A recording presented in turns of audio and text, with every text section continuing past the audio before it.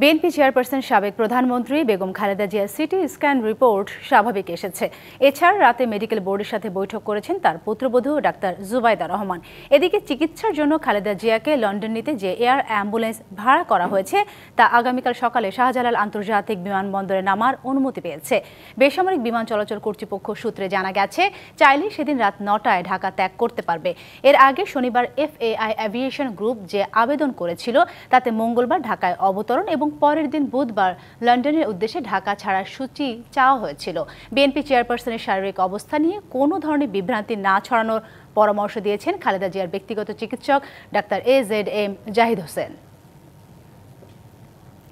দর্শক, এ নিয়ে আরও জানাতে এভারকেয়ার হাসপাতালের সামনে থেকে আমাদের সাথে যুক্ত হচ্ছেন সহকর্মী ফরহাদুজ্জামান। ফরহাদ, জানাবেন বেগম খালেদা জিয়ার শারীরিক অবস্থা নিয়ে মেডিকেল বোর্ড থেকে সর্বশেষ কোনো তথ্য পেয়েছেন কিনা, তার বিদেশ যাত্রা নিয়ে কি তথ্য আছে আপনার কাছে? নতুন এবং ফিরে আসা গ্রাহকদের জন্য নগদে চলছে ক্যাশব্যাক সহ প্রতিদিন হাজারো উপহার জেতার সুযোগ। হবে আশা আর ফেরা, সারপ্রাইজ সেরা।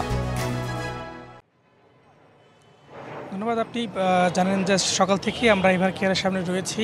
এই এভারকেয়ারের সামনে এভারকেয়ারে রয়েছে খালেদা জিয়া চিকিৎসাধীন অবস্থায় রয়েছেন। তবে এখন পর্যন্ত আমরা আনুষ্ঠানিকভাবে কোনো ব্রিফিংয়ের থেকে তথ্য পাইনি।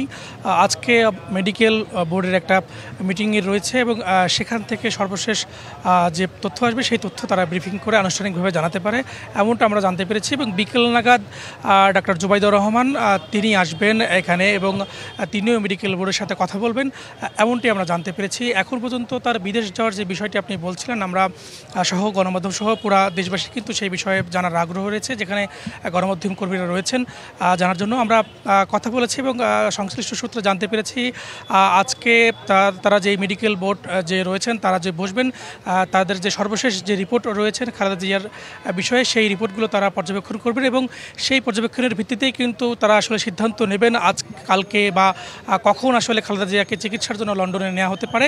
এবং আমরা যতদূর জানতে পেরেছি তাকে 24 ঘন্টা বা 48 ঘন্টা হয়তো অবজারভেশনে রাখতে পারেন এবং তারপর হয়তো সিদ্ধান্ত আসতে পারে।